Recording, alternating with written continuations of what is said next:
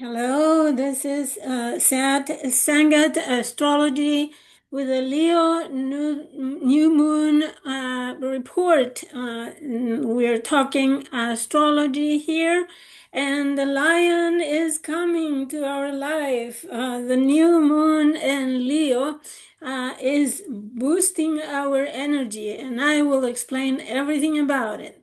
So here is a new moon in steroids because this new moon is out of bounds.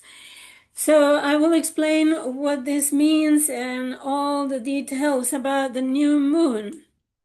So a new moon or any planet out of bounds, it means that it's out of the bounds of the sun, which is 23 degrees 26 minutes, either north or south of the ecliptic or the Earth's orbital plane, right? Which is in fact the ecliptic, or it is the orbit of the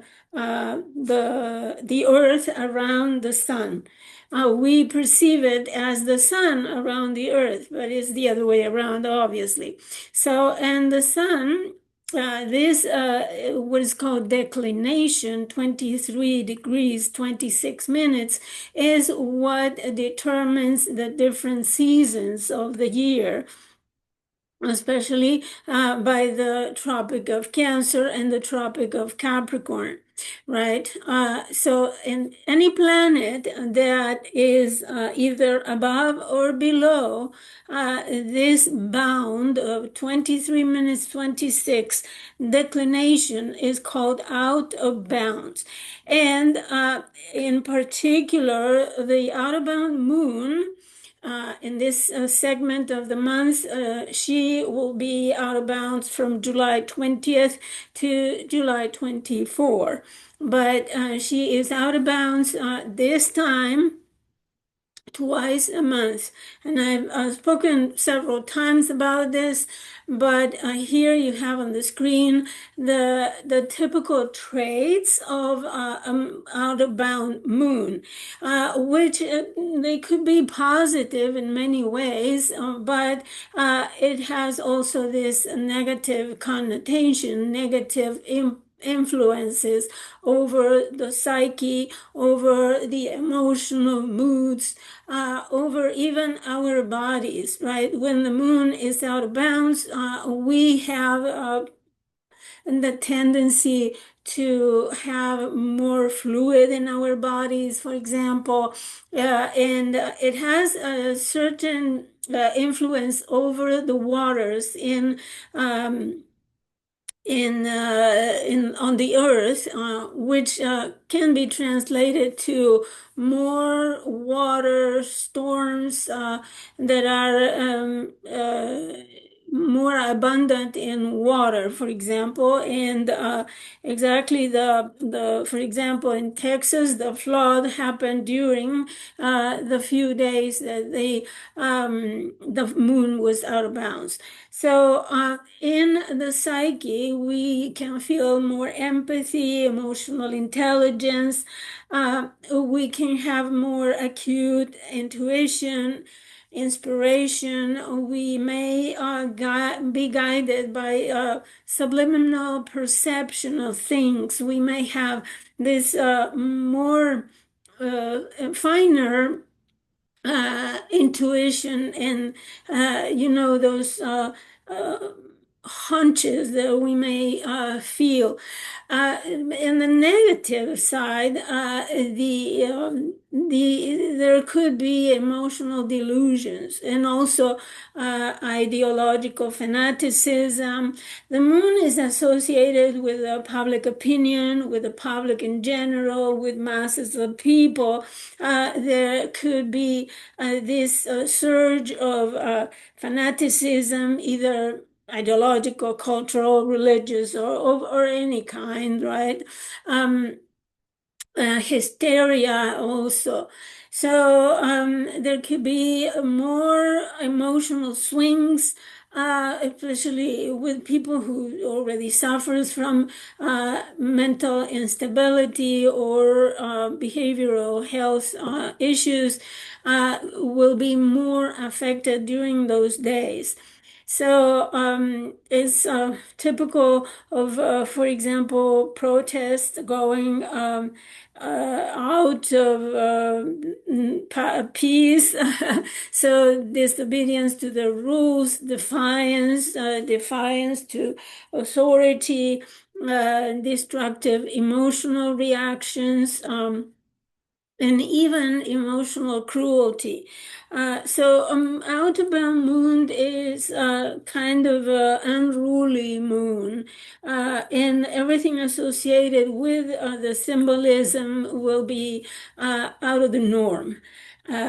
Like having a moon influenced by Uranus, for example, that it doesn't have to be negative. It could be positive or negative. It depends how we are inclined to use that kind of energy. It depends on our personal birth chart.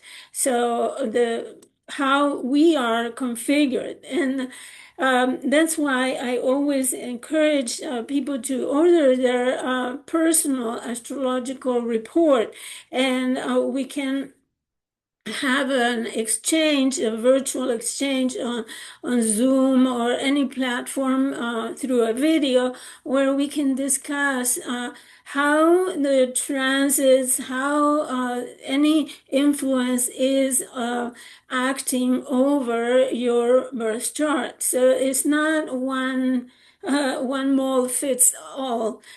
So the transit could affect you or could not affect you. It all depends on how you are constituted. So what are your conditionings?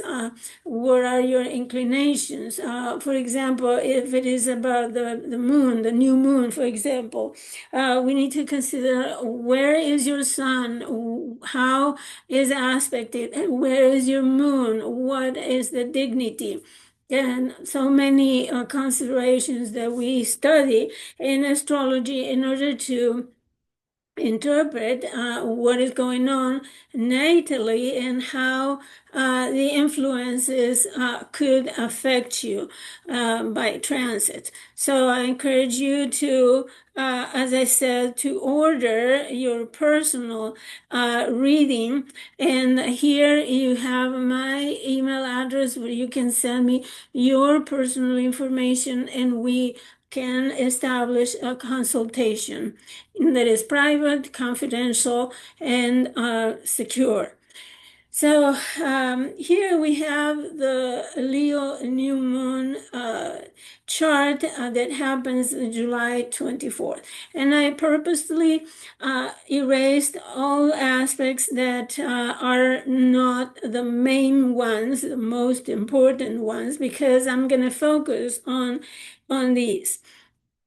So you see a chart that is sun and moon at 2 degrees of Leo, 8 minutes, opposite Pluto at 2 degrees, 36 minutes of Aquarius.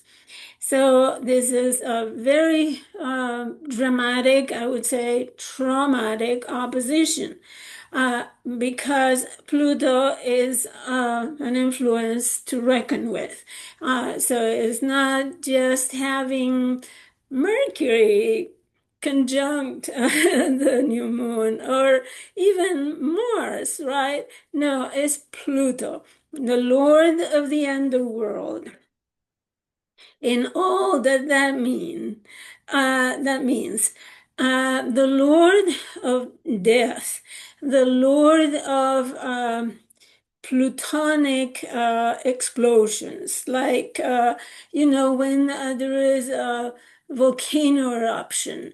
So that is Pluto. It's lethal, but at the same time, if you think about this magma that comes out later on, it brings nutrients.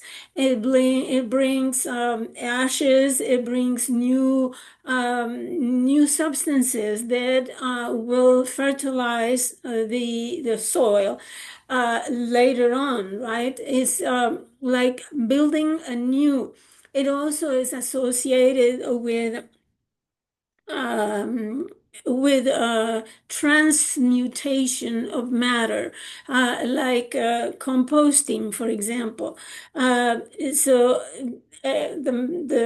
for example, the biological matter becomes rotten and then brings nutrients to a new life. So, for example, the excrements of animals can fertilize the earth.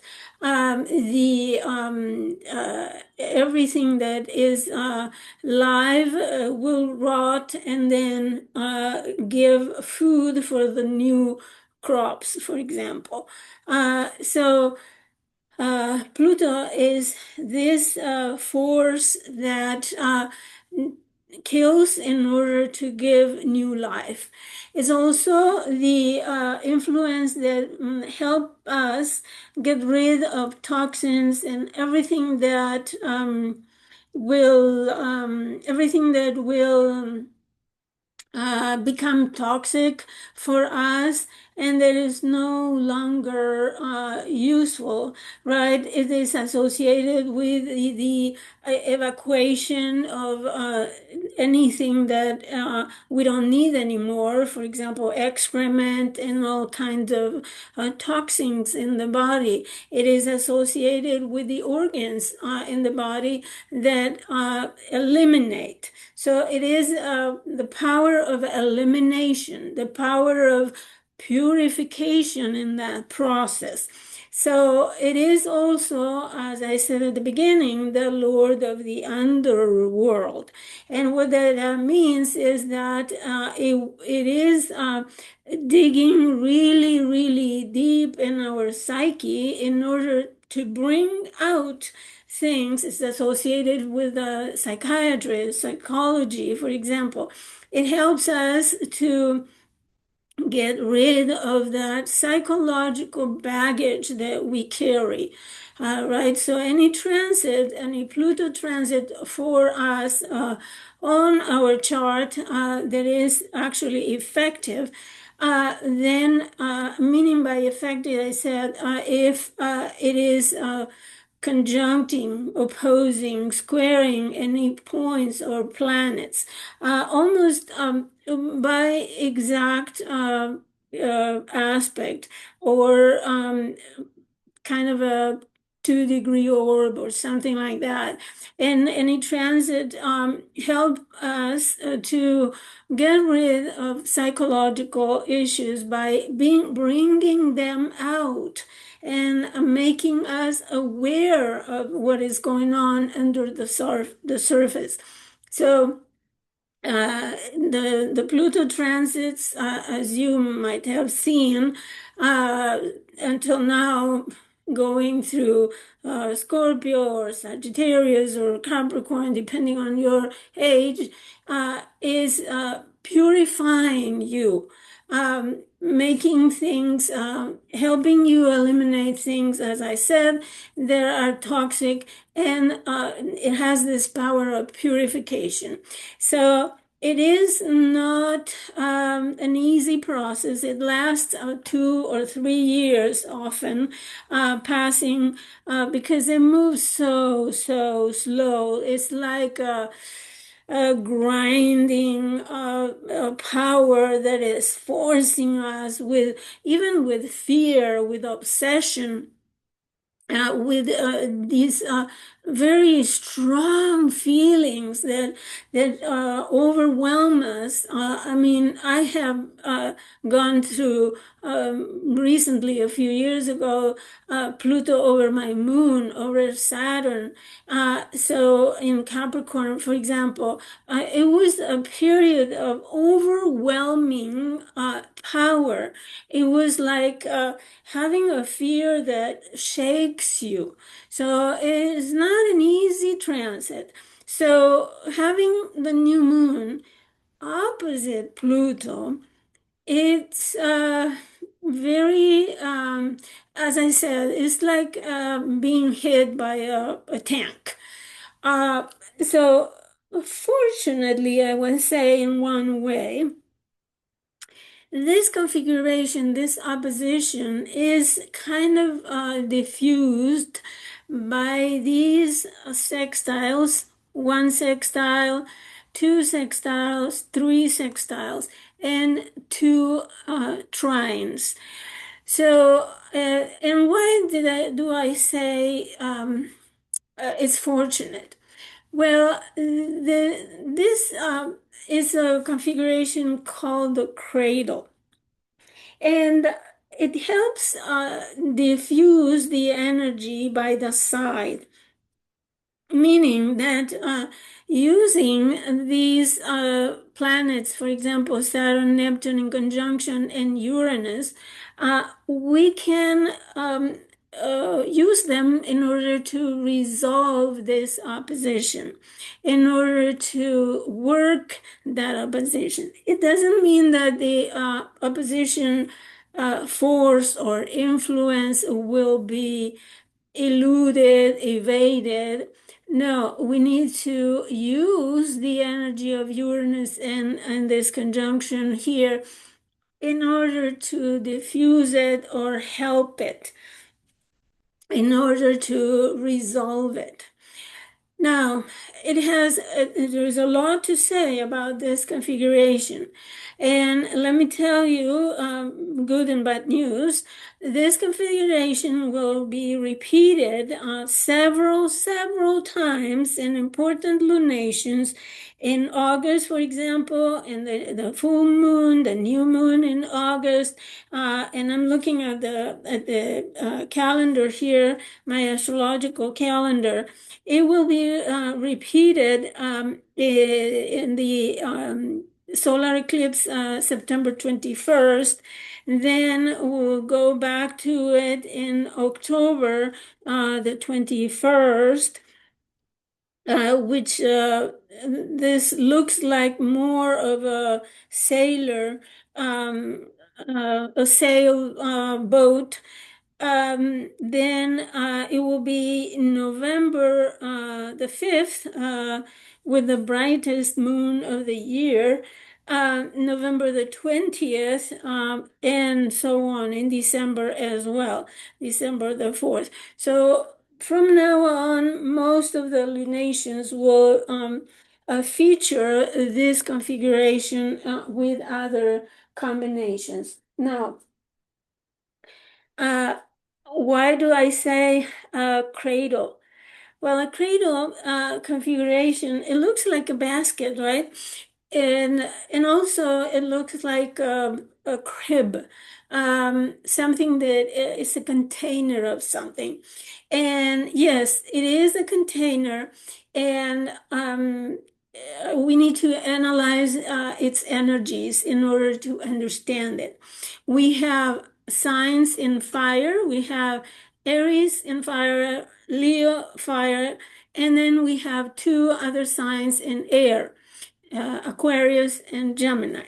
So we have here a combination of fire and air, which means that this is like a fire going ablaze. Now, uh, so because if you have fire and you put more air, you just give oxygen to the fire. And so the other thing is that they are all masculine signs: Leo, Gemini, Aries, and Aquarius. They're all masculine signs. So what it means is that they are projective, they are action driven, they go after things, they go and do.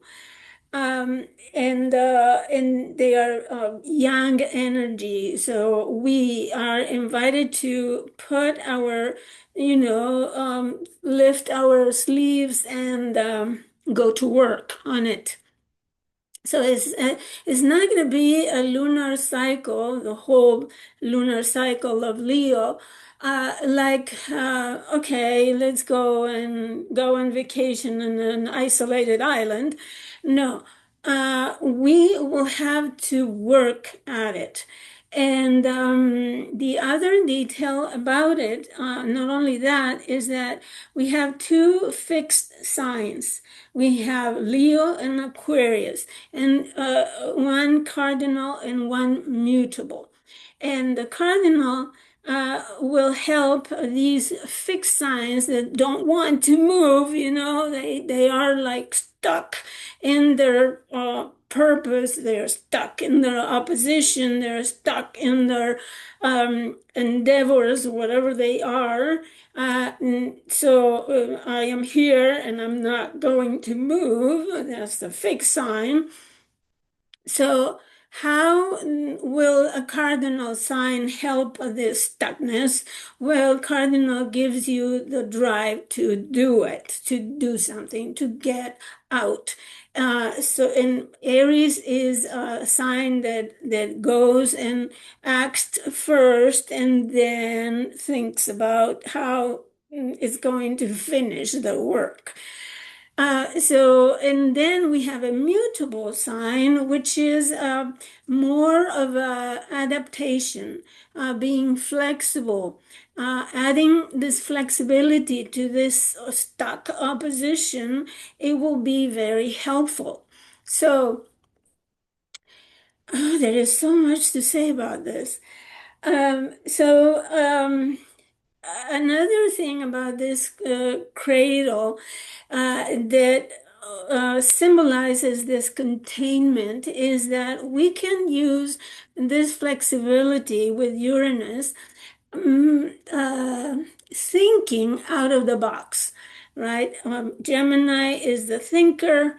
Gemini is the one learning new things, talking about new and unexpected things that are out of the box, that are innovative. So Gemini is bringing this uh, out of this world ideas. And that will help us a lot in this opposition between two fixed signs. So think out of the box, bring new ideas, make a collaborative dialogue with other people, talk about it either in social media or learn, read, study, and look for information, for data that is hidden. Pluto in Aquarius, right? Pluto is bringing out things that are under the waves, right? We can think internet, for example, things that have escaped our awareness in the mass communication, for example.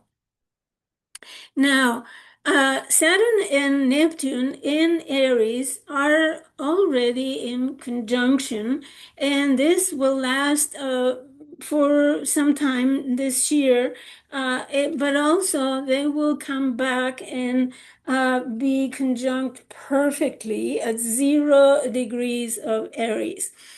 And this is something we have never lived in our lives. In Aries, Saturn and Neptune in Aries, we have never seen this, much less in the small trine configuration.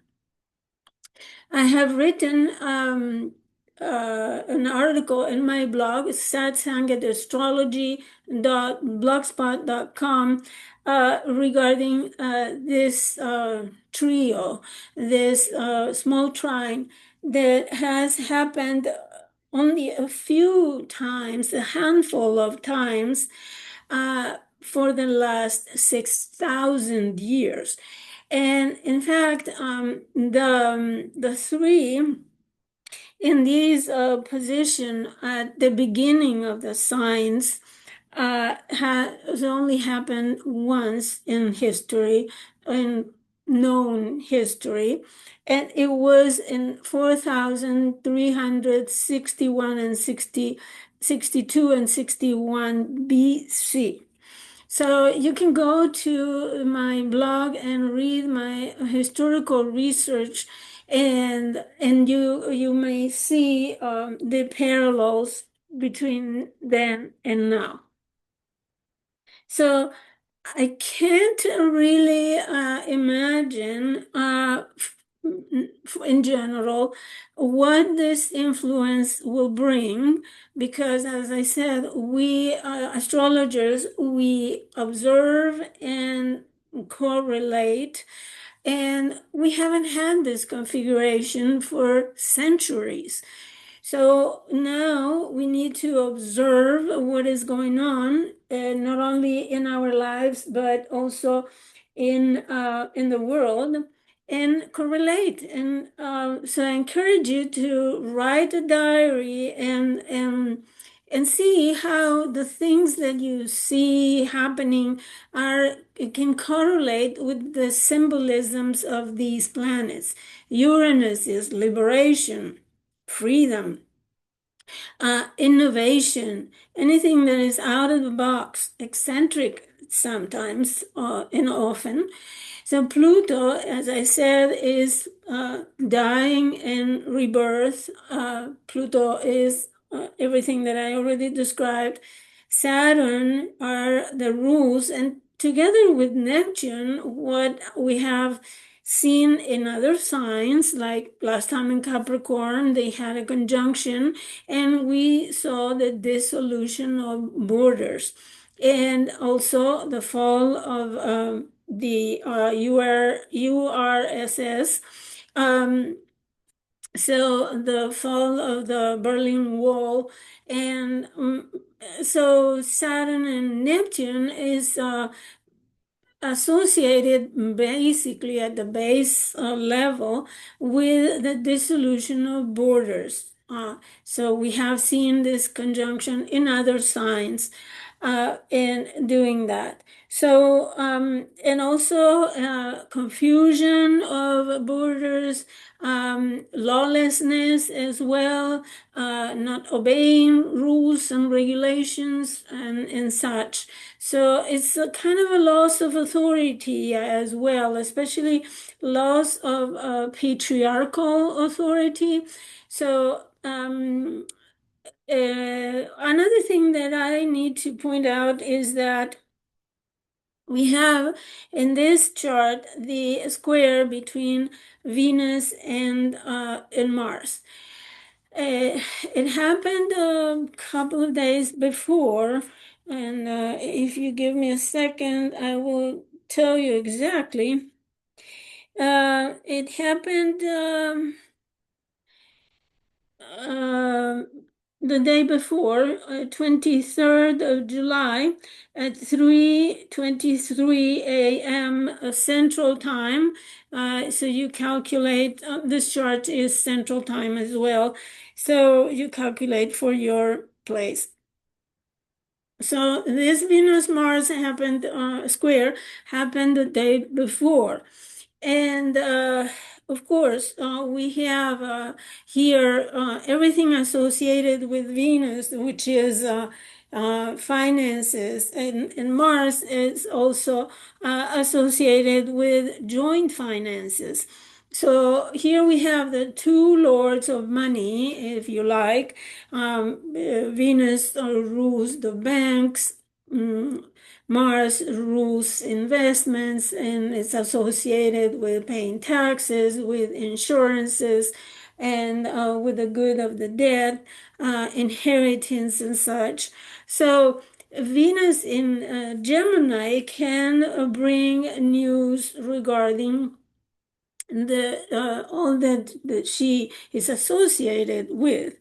Now, at a personal level, counting them as personal planets, then Venus is associated with relationships, and Mars is associated with selfishness, if you like, with anger, with out of control impulses, or just straight impulses, and and they don't in a square, they are not considering what the other needs. Venus, she is a lady, right? She is someone who is receptive, who looks for harmony, for peace, for beauty things, beautiful things, and relaxation, soothing, and she likes natural and just simple pleasures of life. And Mars wants everything now. And Mars in square with Venus is not considering the peace that she requires, is not even paying attention to her beauty, because he wants things now. And that could be even aggressive. So, having described that, this Mars and Venus both are ruled by a retrograde Mercury in Leo. So, here in the United States, we are hearing everybody talking about the Epstein files and all that jazz.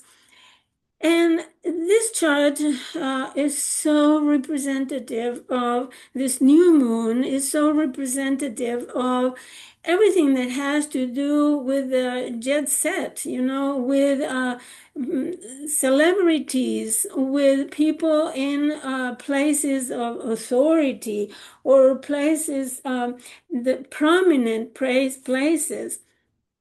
So this new moon is actually is about people who are in the public stage all the time.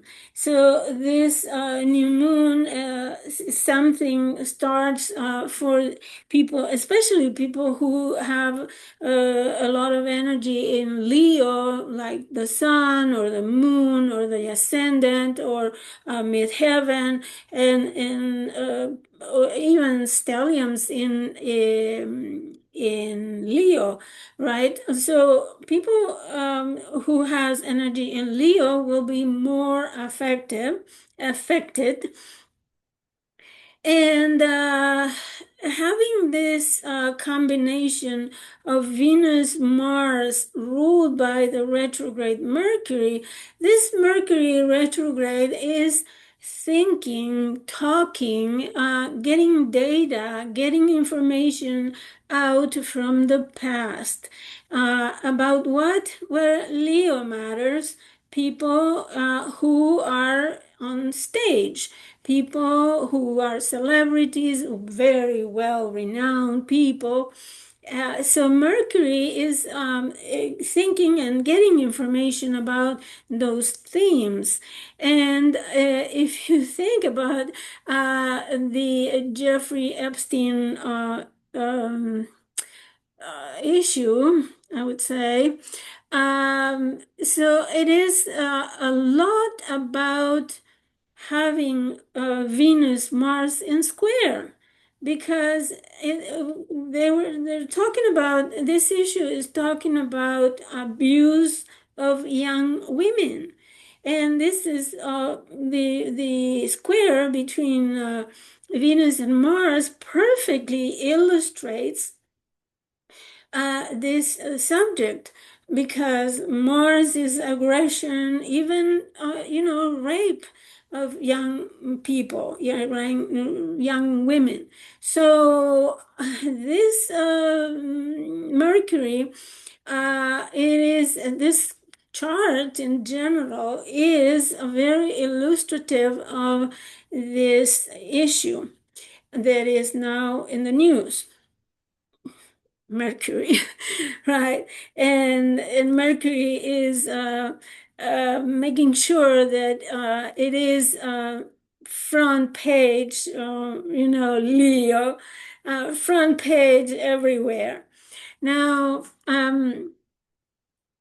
this new moon opposite Pluto, it is having a moon cycle, and it's going to be the whole cycle, you will see, because I'm going to show you the first quarter.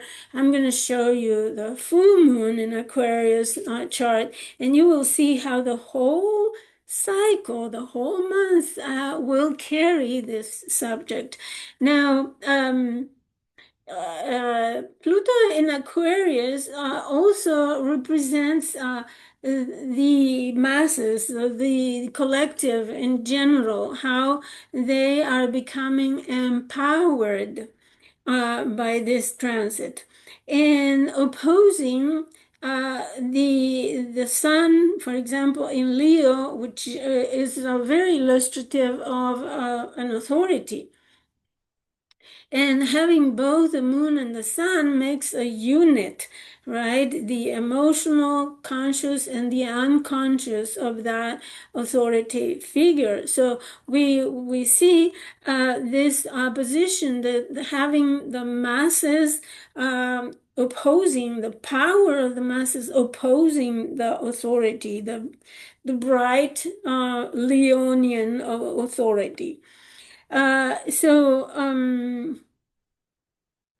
And what happens is that there could be digging out through the waves, right, of information, Aquarius. There could be revelations, because Pluto loves digging very deep and coming out with things that smell bad or that are ugly, and especially digging out criminal issues, right? Now, it's entwined with Uranus, and oftentimes you hear an astrologer say, oh, trines are so positive and so good. Well, the planets don't stop being what they are when they are in a trine. They relate to each other more fluently. But Pluto doesn't stop being cruel like it is normally, right? It rules the plutonium, it rules the atomic fission, and Uranus, it is also cruel in its way of breaking things to liberate you. So, and yeah, this is a trine, and both energies are fluid, are relating easily. That's what a trine means, right? And their energies keep working on their own. Now, if you remember, the cycle of this trine started Pluto conjunct Uranus in Virgo in the 60s. I think 65 or 64, I don't remember exactly, but it was a conjunction of Uranus and Pluto in Virgo. So they started a cycle in a sign that deals with things that are not right. Virgo is a sign that is looking to find out what is not functioning. And that's why Virgo looks at things, and the first thing they find is what is not correct, right? If there are things that are not in order, Virgo will see how to put them in order, right? If there is books, for example, uh, everywhere in a room, a Virgo will come and put them in order by color, by size, right?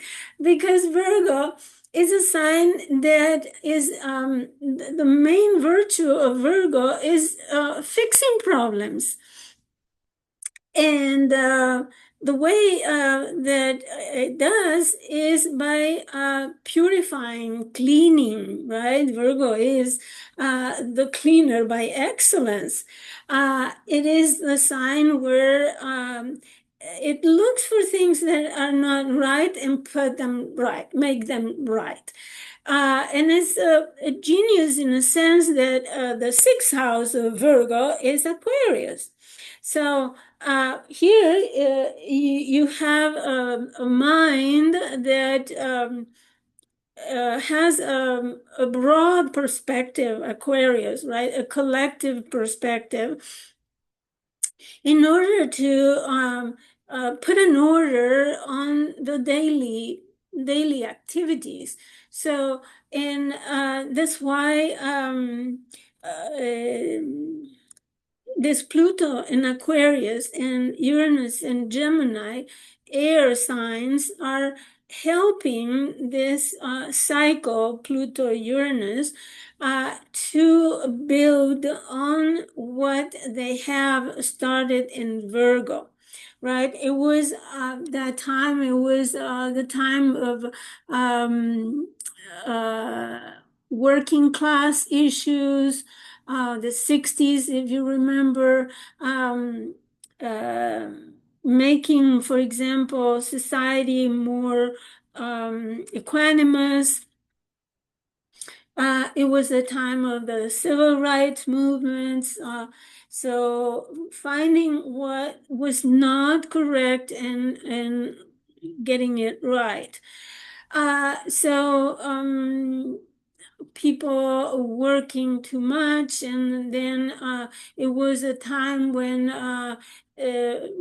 work laws were implemented in order to better the workers' lives and such. And it was also the time of improving the health care administration.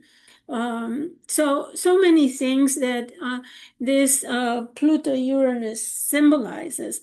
Now, what is the theme that now has to do with this trine?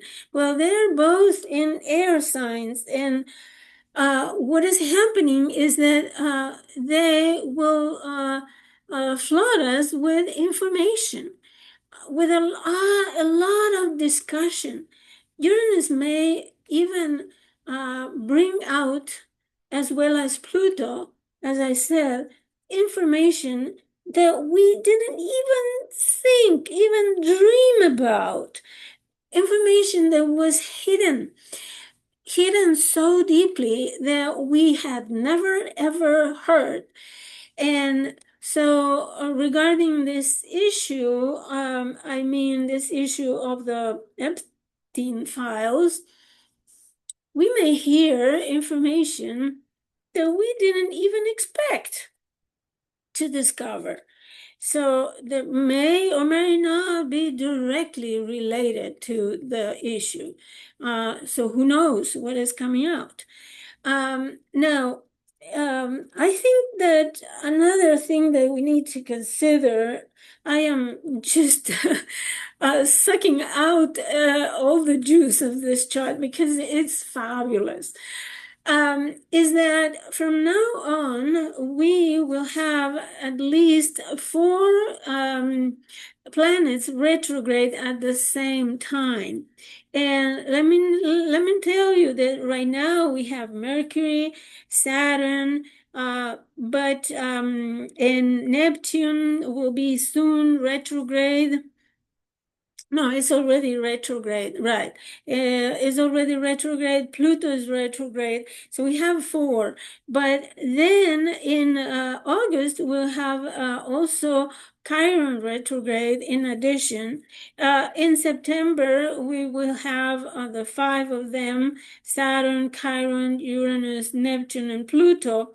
And we also in September, starting actually in August, end of August, Pluto will be out of bounds. Out of bounds. So attention to that. I will speak about it in August, but just have it in mind because this is associated with really freedom revolutions and such. I will speak more about it then. Now, October, we still have those, and Pluto will turn direct on the 14th of October. And November, we'll see, in addition to Jupiter, Saturn, Chiron, Uranus, and Neptune, we will have Mercury again. And then in December, we'll have four retrograde. Now, what does that mean? Well, that at the same time that things will develop, we are looking back. We are looking back in the history of the transiting planet, reconsidering, looking at how to make it better.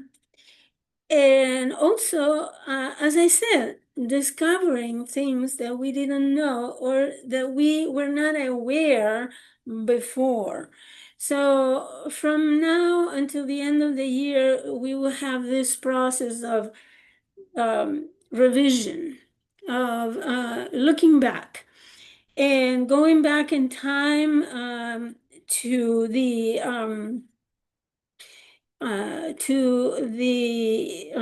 the section of the shadow of every planet. And I can tell you, for example, for Saturn and Neptune, they are Saturn is retrograde from the 12th of July, from 1 degree 56 minutes to 25 degrees 09 of Pisces. And there is another thing that is very important to add to this analysis, and is that Saturn will be at 25 degrees 40 minutes, and it will be stationary at 25 degrees for 54 days at the end of the year. That will be 27 of November. It's about 54 days in total. And what importance does the 25 degrees Pisces have? Well, I will tell you that that's when, that's where the full moon eclipse or lunar eclipse happened September 17, 2024. This eclipse has a life of about 4 years because it lasted 4 years, 4 hours, sorry. So this eclipse will still be alive for 3 more years. So when these planets like Mars and Saturn are conjunct an eclipse, or the degree of the eclipse, even after that eclipse happens, something big happens. So I think that by the end of the year, between November and December, something really important will happen, and it will be related to whatever happened September 14, 2024. I just invite you to revisit the news, the headlines for that date, and even a couple of days before, a few days after. Look at the headlines and then go back to what will happen at the end of the year, when Saturn will be at 25 degrees 40 minutes of Pisces. That was lunar eclipse, meaning the sun was in Virgo, the moon was in Pisces. Now, at the same time, I'm getting tired of already. At the same time, this Mars, I wrote a note. This Mars, for example, the conjunction with Mars in the South Node, it happened on the 20th, Sunday, 20th of July, 19 degrees, 39 minutes. And that is a midpoint degree, 19 minutes of Virgo, between this lunar eclipse in Pisces, right? Because the sun was in Virgo, and the other lunar eclipse in Pisces that will happen next September the 7th, 2025, which will be at 15 degrees. So the midpoint between those 2 degrees. And I'll say again, the sun was in Virgo for those 2 degrees, will be in September as well. Now, Mars at this last decan of Virgo, it is transiting over the degrees of several eclipses. As I said, one of them was the lunar eclipse in Virgo that happened March 14, 2025 at 23 degrees 56 minutes. And the next one will be 25, as I said, degrees of Virgo. And the last one is another eclipse that will happen September 21st, 2025 at 29 degrees of Virgo. And that is, in fact, the only solar eclipse in the axis of Virgo Pisces is the only one. All the other eclipses in Virgo Pisces were lunar. So 29 degrees. And you will see at that time when Mars joins that eclipse degree at the end of the Virgo transit, it will be opposite Saturn and Neptune and forming the kite. Okay, so I think I have told you everything that could be useful for this chart. So now I'm going to show you exactly what I mean by this Mars transit. This Mars now on the waxing square, August the 1st, will be building to that opposition and forming this kite.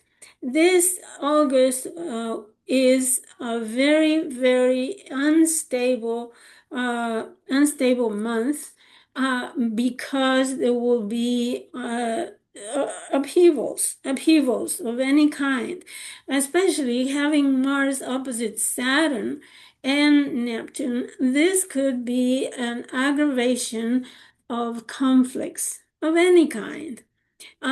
So this is the square, right? And the moon will be in Scorpio, ruled by this Mars opposing this. So the first quarter square is going to be something to talk about.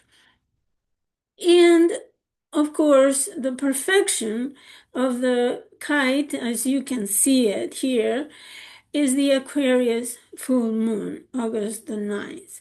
And if you like more information regarding how or what we can expect of a kite, go read an article that is called The Kite in Lynn Coiner, astrologer website.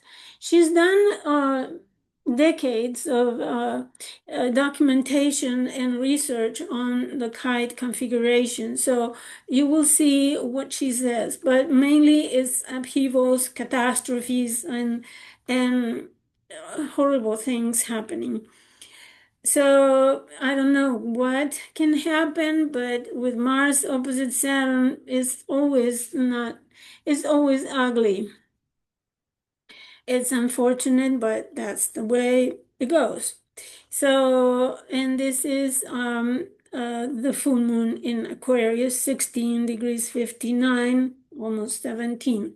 So just a heads up that the whole Leo lunar cycle will be dramatic, to say the least. And then the closing square will be here. The moon will be here in Taurus, square the sun.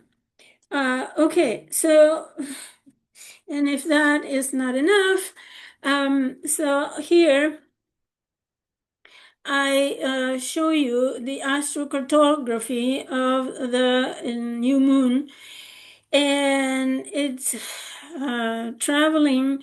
The line is going over California, Oregon, Washington, and is in conjunction, in opposition with Pluto in the IC. So the new moon will be in the midheaven and Pluto in the low heaven. And here, I can't read very well, but it seems like it says band or something. The line of Pluto moon is crossed by the Chiron in the descendant. I think it's in Oregon, southeastern Oregon. Now, the Chiron sun is crossing over Reno or Chico in California, that area. So I don't know, but it's possible that California may have an earthquake.